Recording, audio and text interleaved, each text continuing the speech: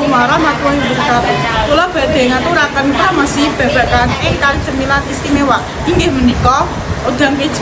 Menika dipundamel saka urang pilihan kang seger lan berkualitas. Kalau udah dikonstruksi kanthi teliti supados tetep aman, higienis, kaget dikonsumsi. Sawisé punika udang dipanggoni rempah-rempah alami ingkang saged nambah cita rasa gurih lan nikmat.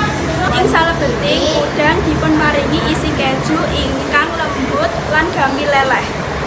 Banjur dilapisi adonan saha tepung paner supados nalika dipun goreng.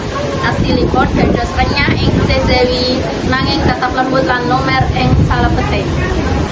Ampunipun helm lan saged nggugah selera saengga cocok kanggo cemilan wonten griya, pulang sekolah utawi dados ide usaha ingkang nguntungaken.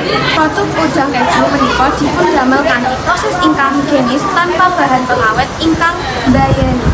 Pun ugi terjangkau, namun kualitas lan awasipun kados produk premium. Udang keju renyah ing Jawi